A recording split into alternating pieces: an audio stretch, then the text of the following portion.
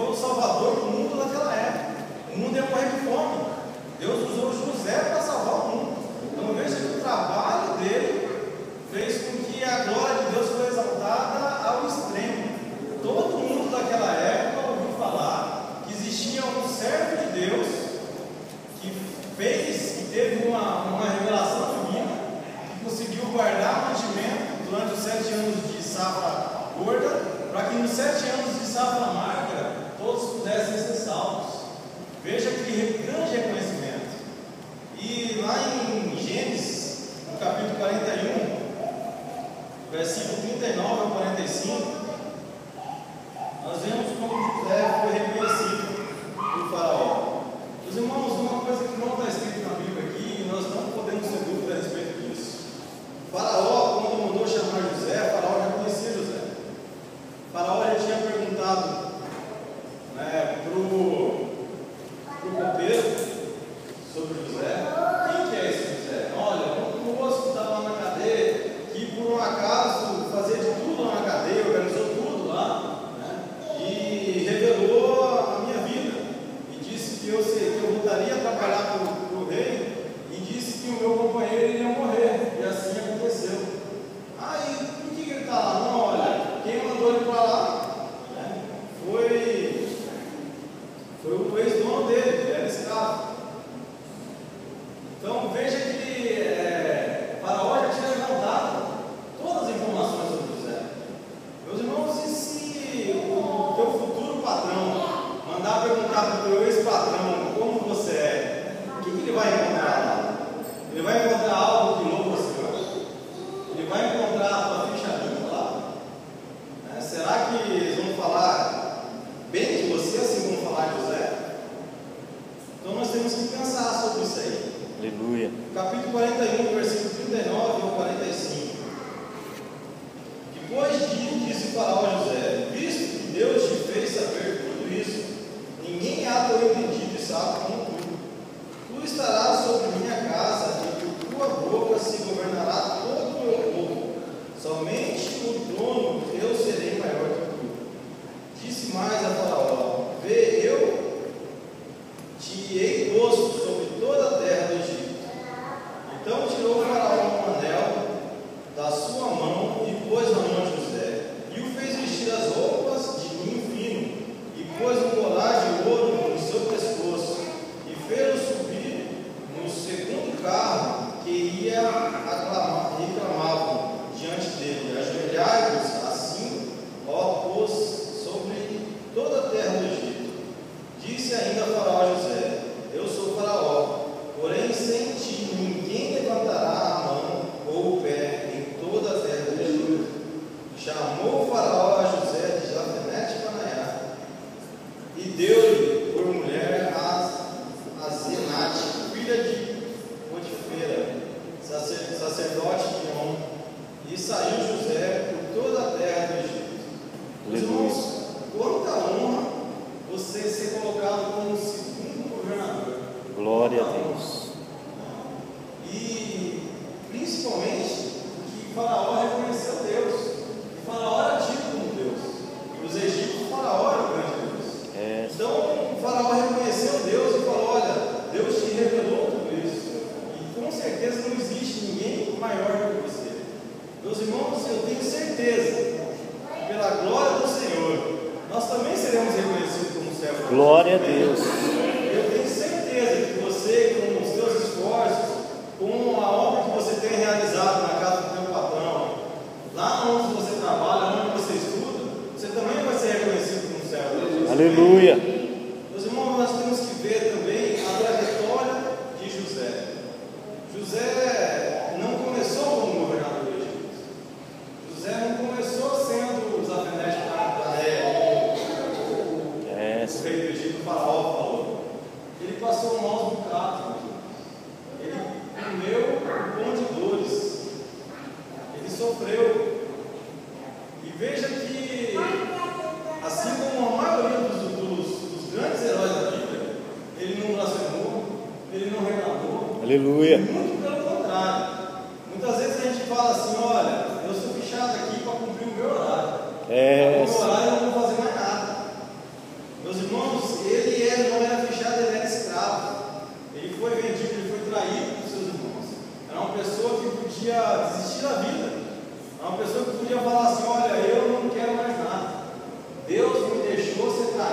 e acabou, eu não quero mais nada. Ah, você vai ser escravo. Ah, eu me acertar, eu faço alguma coisa, quando eu tiver fome, eu faço alguma coisa, caso contrário, eu não faço. Mas ele não, meus irmãos. Ele serviu como escravo. Sim. E serviu com gratidão a Deus pela posição que ele estava tendo. E mesmo quando ele foi para a cadeia, ele serviu ali como se ele estivesse servindo o próprio Deus. Aleluia. Ele não teve, olha, na cadeia eu não ganho nada, se eu não fizer nada, eu como, se eu não fizer alguma coisa, eu vou comer, melhor eu ficar sentado no meu cantinho. Não, ele foi diferencial, a ponto de que o chefe da guarda não precisava fazer mais nada, tudo era ele que fazia. Veja a diferença que ele se pôs no lugar. Muitas vezes a gente chega o patrão ou o gerente, conforme a tua posição, chega e fala assim: ó, você faz um favorzinho para mim? Ah, eu não sou pago para fazer favorzinho, eu sou pago para fazer o meu serviço. Mas nós somos pagos para fazer diferença.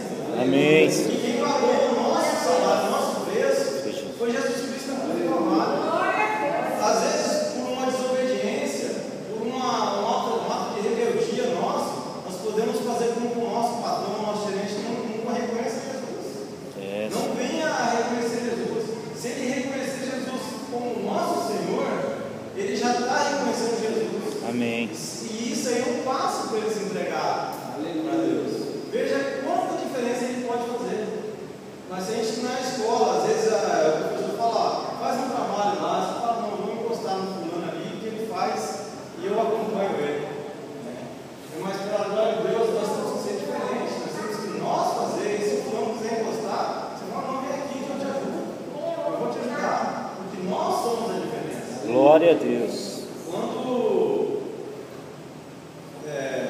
ele foi escravo, quando José foi escravo na casa de Potifar, ele como escravo, ele tomou conta de tudo, a ponto de que o seu patrão não precisava fazer nada, não precisava se preocupar com nada, tudo. Ele entrou como um simples escravo e virou mordomo. Meus irmãos, quando nós trabalhamos por um salário, nós temos até o prazer de no final do mês receber um contra-cheque. O escravo trabalha pela comida, pelo bolso e pela roupa. Nada além disso. O escravo não pode ter mulher, não pode ter filho, não pode ter nada. E mesmo assim, José trabalhava com excelência, dava o seu melhor ali e foi reconhecido como melhor. E através disso, a casa de Potifar prosperou. Então, o servo de Deus, ele tem a obrigação de orar pelo seu patrão, ele tem a obrigação de orar pela prosperidade do seu patrão, para que ele possa ser diferencial ali dentro. Vamos ter uma história, não vivenciei essa história de culto, alguém contou, de uma irmã que trabalhava no mercado e o gerente do mercado ocupava o mercado e ela não aceitava a situação. Até que um dia ela chegou e falou: olha, isso que o senhor está mandando fazer, eu não faço. Se o senhor precisar mandar embora, o senhor pode mandar embora, mas eu não faço. Aí o patrão gostava muito dela, falou: mas por que isso? Não, olha, tem algumas coisas que acontecem aqui que eu não gosto, que eu não me dou bem, eu vou ter que ir embora. O patrão não sabia da história, dispensou a menina. Algum tempo depois, o patrão foi lá e contratou essa menina como gerente. Glória a Deus. Pensa na diferencial, né? Olha, eu sou crente, isso que ele faz eu não faço. Aleluia. Pouco tempo depois, o patrão contrata a menina como gerente do supermercado. Então veja que o fato da gente ser crente tem que ser um diferencial. Amém. Nós temos que ser diferencial. Meus irmãos, hoje em dia existem muitos estudos de pessoas de RH sobre crescimento profissional. A gente tem 300 tipos de livros aí, muito conferencista, muito palestrante, mas se nós lermos a Bíblia é capaz de nos ensinar tudo que esse povo ensina. Porque esse povo cobra milhões para ensinar, nós temos aqui de graça e pela graça. Amém. Irmãos, muito se fala hoje sobre falar bem tudo. Um bom profissional fala bem tudo. Eu falo com um bom crente, ele fala bem tudo. Ele começa orando, depois ele começa pregando na casa, e depois ele começa lendo o versículo, cantando, e quando o Espírito Santo toma ele está fora aqui na frente, de uma maneira que ninguém espera, de uma maneira que ninguém não fez curso de oratória, não fez curso de nada, e ele prega, e ele fala. Na hora de ser selecionado lá, ele tem um diferencial. Glória a Deus. A pessoa que